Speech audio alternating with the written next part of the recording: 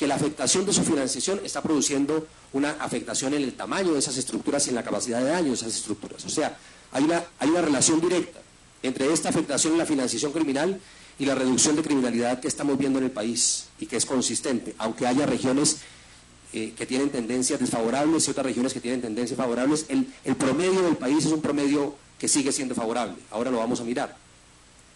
Lo segundo es que ante la estrechez y la implosión de esa economía criminal, estos delincuentes que estaban en lo que podíamos llamar una zona de confort, porque naturalmente cuando usted roba el tubo o cuando usted vive del narcotráfico está en una especie de zona de confort, usted está en una especie de burbuja, blindado.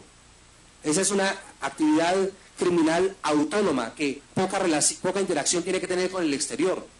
Pero cuando usted sale de esa lógica y tiene que financiar sus actividades criminales con otras fuentes de financiación ilícita, entonces se expone y se hace vulnerable.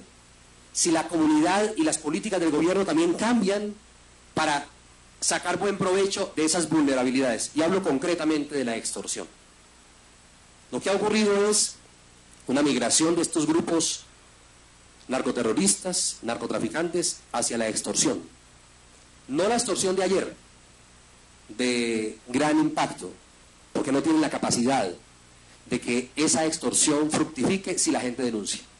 Entonces, eso es clave para las nuevas fuentes de financiación de las FARC y del ELN y de las bandas criminales, que logren extorsionar sin que la gente denuncie. ¿Y cómo lo están haciendo? Están acudiendo cada vez más a lo que en términos criminológicos se llama la microextorsión. En algunos casos, la extorsión siciliana, que combinan con cierto ejercicio de influencia territorial. ¿Por qué la microextorsión? Porque están sofisticando su accionar criminal para tratar de calcularle a cada víctima cuánto le pueden cobrar sin que despierten automáticamente la reacción en esa víctima de denunciar, de compartir la información con la autoridad. Y están llegando a regiones del país donde en las últimas décadas o hubo un predominio criminal narcoterrorista de las FARC o el ELN, o hubo un predominio criminal de las autodefensas, de estos grupos que en varias regiones del país tenían un gran predominio, una gran influencia criminal.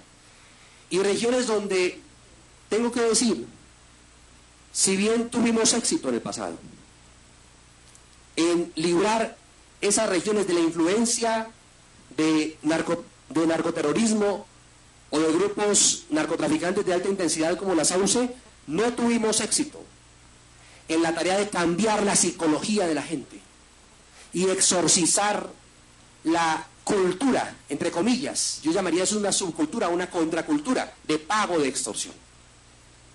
Hay que reconocer que en muchas de esas regiones que vivieron el infierno del predominio de las FARC o el ELN o las AUC, ese infierno se tradujo en el pago de extorsión, lo llamaban vacuna en su momento.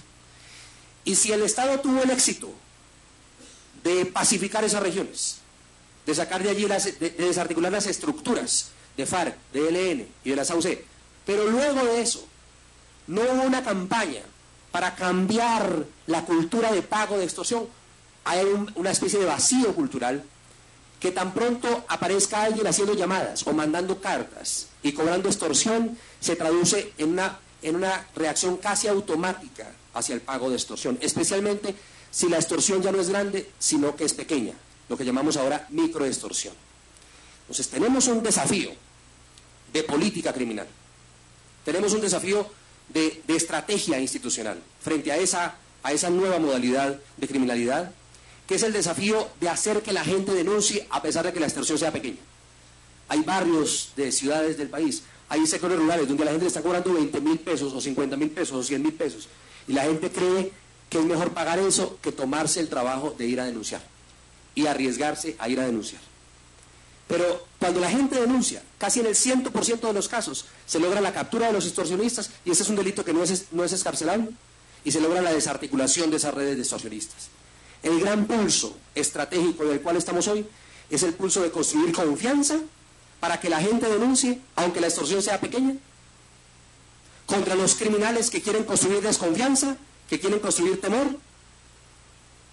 que muchas veces pertenecen a estos grupos que mandan sus milicias a zonas que ya fueron pacificadas para que cobren extorsión, o a redes criminales que tienen una vinculación como una especie de tercerización con las bandas criminales para cobrar extorsión para estas bandas criminales, pero muchas otras veces no pertenecen ni a grupos narcoterroristas ni a bandas criminales, sino a delincuencia común, que hacen una llamada y utilizan una franquicia criminal, utilizan el nombre de las FARC o el nombre de los rastrojos o el nombre de una banda criminal para ayudar a crear terror entre la gente y lograr el resultado que procuran, que es el resultado que la gente les pague la extorsión y no denuncie.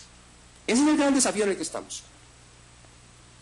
Y senadores, en ese desafío uno no puede estar de los dos lados. O nosotros logramos como sociedad, y vuelvo a coincidir con lo que expresó el senador Camilo Romero, logramos como sociedad construir legitimidad, y legitimidad es confianza. O nosotros fracasamos en el propósito de construir legitimidad y confianza, dejamos que se cree miedo y terror, y el miedo y el terror es el caldo de cultivo en el cual una llamada produce un pago extorsivo, y un pago extorsivo produce el fortalecimiento económico de grupos delincuenciales, de grupos criminales, que hoy pueden ser de pequeña intensidad, pero luego se convierten en monstruos criminales si logran masivamente financiarse a través del pago de extorsiones. Es un claro mensaje que yo quiero dejar en esta privilegiada ocasión, en la que puedo explicar, más allá de la urgencia de un titular, la lógica con la que estamos enfrentando esta evolución, estos cambios criminales en Colombia. Un gran mensaje. Es el mensaje de que no estamos enfrentando un enemigo narcoterrorista ni una amenaza criminal que se haya quedado en el pasado. Estamos enfrentando un enemigo narcoterrorista que evolucionó, que cambió, que se transformó. Y estamos enfrentando amenazas criminales que también han evolucionado y se han transformado. Estamos enfrentando las consecuencias del éxito que esta sociedad tuvo en la lucha contra el narcotráfico, contra el secuestro de alta intensidad y contra el robo de hidrocarburos. Estamos haciendo, en virtud de esas consecuencias, que estos grupos criminales salgan de la cueva, salgan de la zona de confort, salgan del blindaje del cual estaban y tengan que poner la cara para cobrar extorsión.